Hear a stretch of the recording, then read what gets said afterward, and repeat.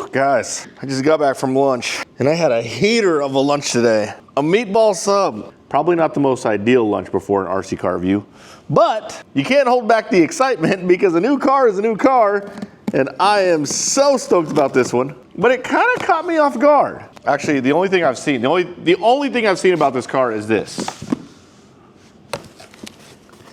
Interesting. Boom.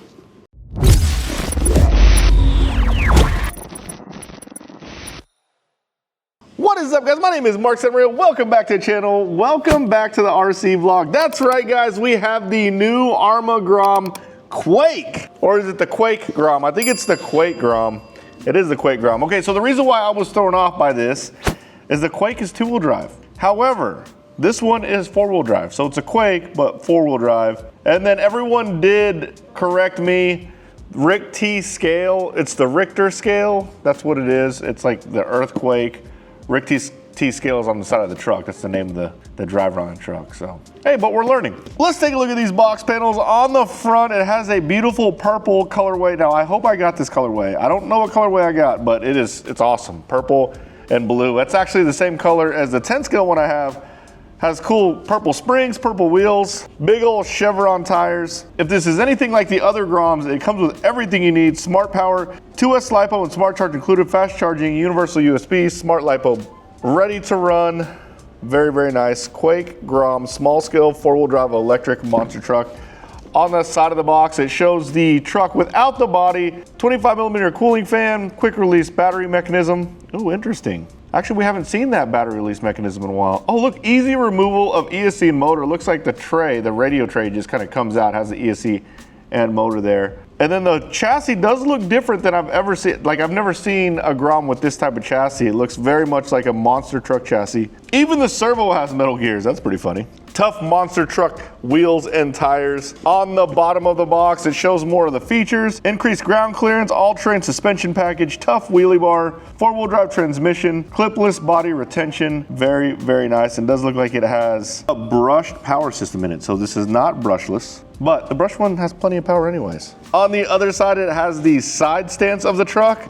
Now, it looks like the body shifted a little forward, but it does look like a monster truck body. The chassis looks really tall from this angle, but time will tell when we take it out of the box. On the ends of the box, tells you about the electronics, SLT2 transmitter, which that transmitter is perfectly fine, and we have MSM thumb steers for that transmitter. But what we're gonna do is bind it to the new DXC Plus, just because I think that remote's cool. And it does bind with SLT 2-in-1 ESC and receivers now, which is awesome.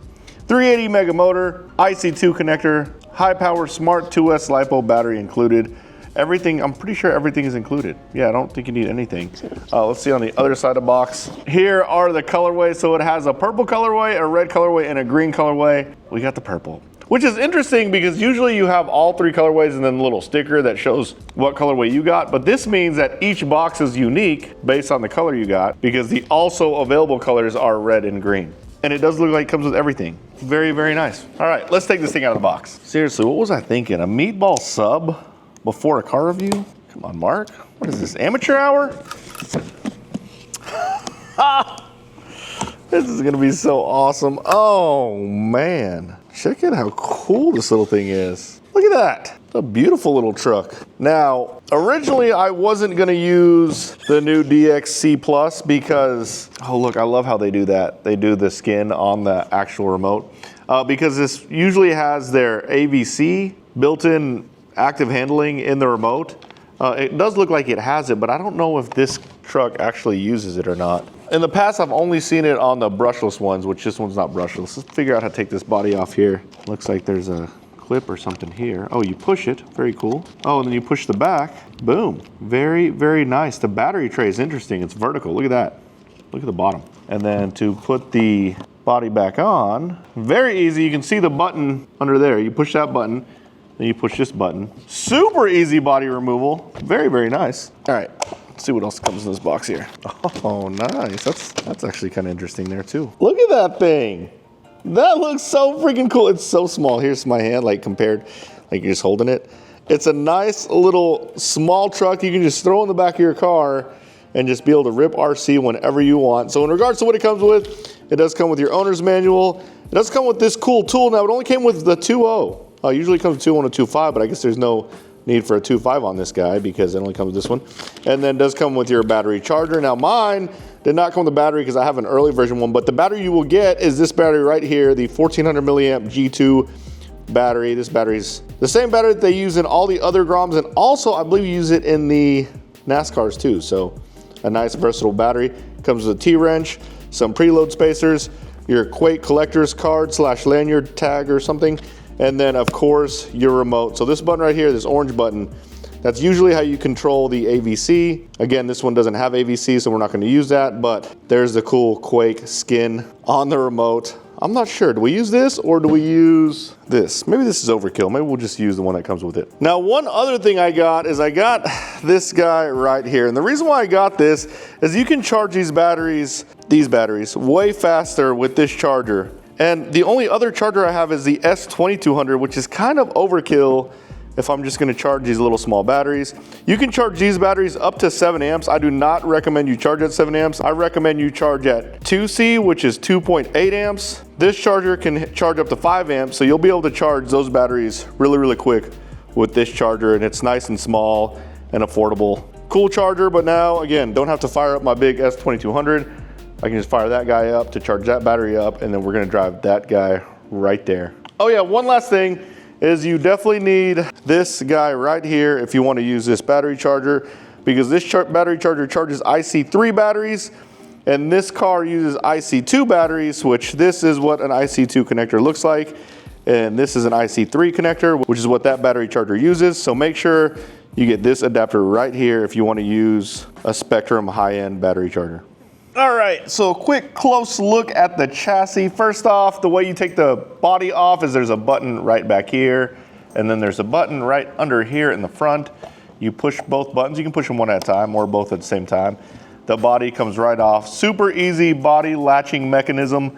Now, the battery tray is a little bit different. As you can see, the chassis is different than we've ever seen on a Grom. It's like a monster truck chassis, really big sidewalls. The bottom of it looks different, really narrow. So because it's narrow, you actually can't lay the battery flat like you typically lay on a Grom. So now you have to basically stack it up like so. And then these little latches here just latch down like that. And then you plug it in. Whoa, I just moved the entire table, geez. And then the body just snaps right in like so. All right, let's rip this thing. I do want to make one correction really quick. I kept referring to this button as the AVC button. AVC is the older active vehicle control by Arrma. Now they have DSC, which is dynamic stability control. This car is not equipped with it, but it has the button that you would see on the brushless one. But we are going to use this remote since it is the one that comes with it, and it has a cool skin. So let's go ripping. I almost forgot the most important part. The MSM Spectrum thumb steer will work on this remote right here. I gotta put this on before we go ripping, but look, I got the purple to match the truck. Oh, that's gonna look so good. All right, we are gonna take it outside, but I don't know. I felt like ripping it on the mini track. Whoa, it's fast on the mini track, needless to say. Monster truck racing on the mini tracks. Look at that, hitting apexes and everything. Oh. Ah! It's okay. Hold on, I got a better idea. Someone printed me this thing. I mean, this is probably not a good idea, but this is the advantages you get of owning your own place. A little ramp there in the middle of the back straight. Here goes nothing. Oh God, that was awful. Oh my God, what is wrong with me? It's all right, I got this, guys.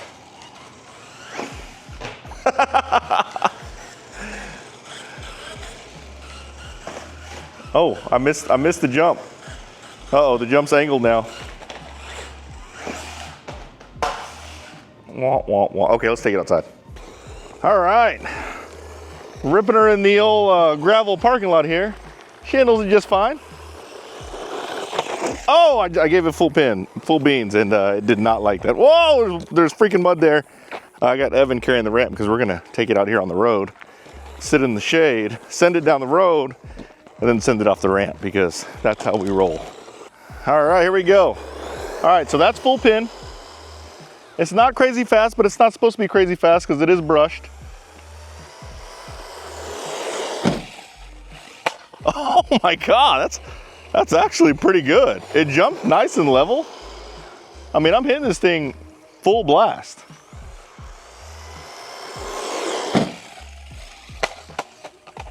That's actually not bad at all. A bug in my eye. All right, making sure no cars are coming, no cars are coming. We're gonna go full beans into my camera guy, and if this works, we're gonna have my camera guy lay down and we're gonna jump over him. Okay, so it needs maybe a little bit more suspension, but I mean, that's hitting the ramp full freaking blast. Let me see if I can give my camera guy some space whenever I hit it this time.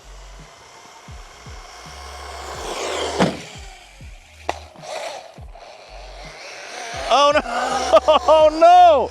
I am not doing good on non-broken cars. You hear that?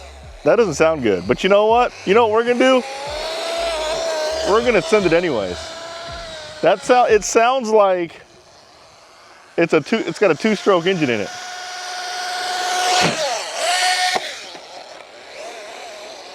I wonder what I did. Okay, car's coming, we gotta stop. Seriously guys, I'm like 0-3 on non-broken cars. Like, you guys always want me to send it really hard. I finally start sending it and I just keep breaking stuff. I guess they're not meant to just land that hard on the pavement. It sounds like a center drive shaft. I do want to find out what it is. So we're actually going to take this thing apart. It looks pretty simple to take apart. And I think you can just lift this center piece out. Hold on, let me go get my driver real quick. All right, it should be nice and easy. That was one of the marketing things that they talked about. Getting this thing open is simple. My guess is I bent the center drive shaft because the dog bones and stuff, they look fine. All right, I thought it was gonna be the center drive shaft. It is not the center drive shaft. This whole thing, by the way, it does just kind of come off after you unscrew the screws. But look, the center drive shaft looks perfectly straight. Nothing's hitting. It actually sounds like it's rolling just fine. Yeah, doesn't sound like, unless it's hitting the top, but maybe it is hitting the top. Oh. I don't know what it is, guys. I'm gonna need more time on this guy. All right, guys, I figured out the problem. This is the motor. Watch this. There is not supposed to be that much wiggling in the motor, so I bent the motor shaft. Dang it. I thought for sure it was a center drive shaft. It is not. It is the motor shaft. So we need to put a new motor in this thing. Dang it.